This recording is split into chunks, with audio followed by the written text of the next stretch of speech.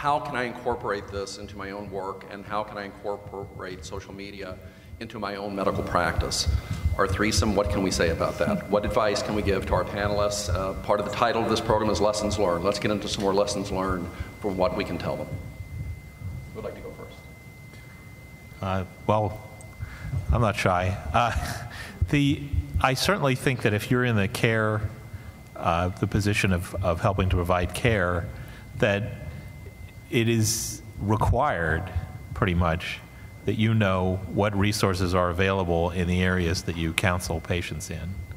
So if you're helping people with cancer, then you need to know about what's available in various cancer centers and the American Cancer Society's Cancer Survivors Network, because your patients are going to be reading these places. In some cases, it may be helpful to you to send them there, you know, and maybe when they come in with the phone, you know what they've already looked at.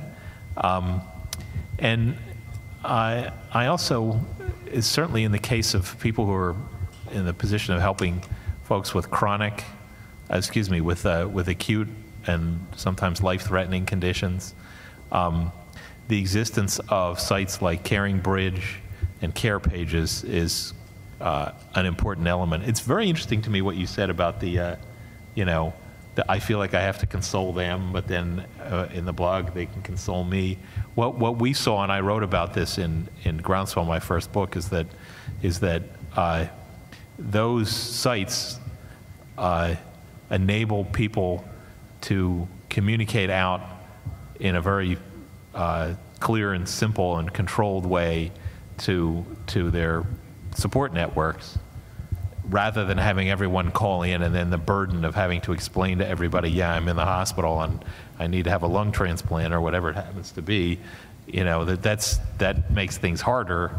The woman in the book that we interviewed said that she would sometimes check it at 2 o'clock in the morning when she couldn't sleep, and it just helped her to know that 116 friends came and looked at it, and these are their names, and oh my gosh, my mom's sister came and checked on me, that was actually supportive, even if those people hadn't written any comments in those environments.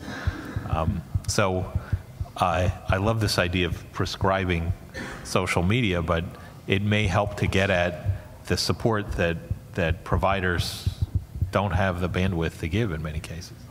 And since I brought up prescribing the social networks, I'll follow and say, Danny Sands has talked about how he asks people as another vital sign, and he used to ask just basically, do you use the internet? Mm-hmm. Do you go online for health information? Where do you go? Just to have it in the record so that it can start the conversation about whether they use the internet and open up the conversation about what the possibilities are, and frankly use it as a listening tool. I'm really interested in what Lisa said about looking at outcomes, because I see, in terms of where we've been doing online patient communities for 15 years or so, and there's kind of two paths. There's the path where it's Caring Bridge, mm-hmm. and it's feeling good, and it's blogging, and it's making you feel loved at 2 a.m. That's great. But then there's the online patient networks, which are frankly about science. Those are about drug discovery. Those are about data tracking. And in some ways, people kind of need to choose. And I almost feel like we need a decision tree for people. Do you want love or do you want data? And maybe you can have both, but let's have that conversation. Yeah, it's funny to hear you say this, because this is what it's like to be a husband, right? Yes. Right. Because, right, your big problem is if she comes to you and what she wants is support, and you try to solve the problem, it's like, oh man, I should have just given her a hug. But on the other hand, if she wants to solve the problem and you're like, oh, it's going to be okay, it's like, can't you help me with some real information? Well, now I can see that what patients need is the same thing that people need in a relationship. I'm so glad you raised that, and now I understand. Going back to Tim's question, I teach in a medical school. Medical students do not learn how to find health resources. I'm told anecdotally that their number one source of information is Wikipedia when they go online themselves. Oh, no. And this isn't part of their training. When I once suggested to the dean that it should be, I was told there's no more room for electives. And I am not aware of very many medical schools that are teaching that. So certainly one of the things that you have to look at is how is the training done?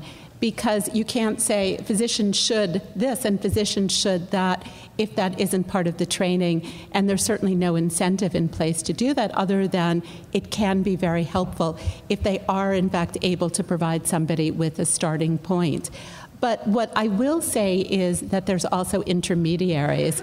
And this is something actually Dave has heard me talk about because I presented at the Medical Library Association conference and gave this nice triangle. And if I knew that I could have graphics, I would have shown my nice graphic of this triangle of patients, providers, and technology. And I used Dave and Danny Sands as one of the examples of where this all works. But in most cases, it doesn't. And there are a lot of ways it can go wrong. But there is the very, very good possibility of intermediaries. Medical librarians are perfect intermediaries. They are amazingly knowledgeable. They're great at explaining things, and they love to increase people's health literacy skills as a byproduct of helping them find useful information.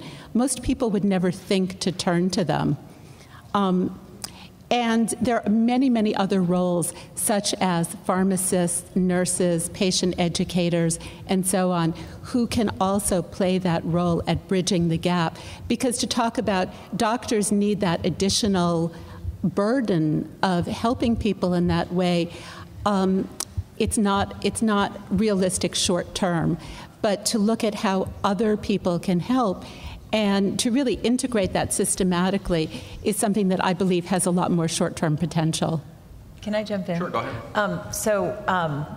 I'm a good panelist who likes to answer the questions that she's asked, but I'm going to go ahead and just change the question because... Now you're a politician. That's Yeah. So I totally honor that this is a conference that is hosted by an organization that has healthcare professionals in mind. And how many healthcare professionals in the room?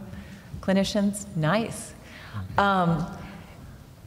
You guys know that this can't scale, right? And medical librarians are wonderful. They're some of my favorite people in the world. If you ever want to feel love, speak in front of medical librarians. They're so interested in information and dissemination, but they don't scale. You know what scales? Middle of the night web searches. Look at what people are actually doing. Look at where people are actually going, and look at how we can scale the advice that's in the wild. Because I'm not sure that we can scale the great ideas that we're talking about with the parallel world of consumers. I want to ask a question here of the audience, because I want to know if this exists. If it does, we should talk about it. If it doesn't, someone in this audience should invent it. So you go to a doctor, and you get diagnosed, and they come back, and they say, all right, well, you have such and such a condition. The next thing that should happen is they should say, because I don't think the doctors would necessarily be good at this, but they should say, look, over here is the nurse practitioner or the physician's assistant or, the online medical information specialist in our care group. And she, I bet it would be a she, because they need someone who actually would be able to project caring, maybe a he, would say, okay, let me help you to understand what resources are available to you online associated with your condition. This is here, this is here, this is here. We have this thing associated with our health center. Here's a bunch of things that are maintained by other organizations. And if you need any help finding stuff, let me know. Now, does this exist?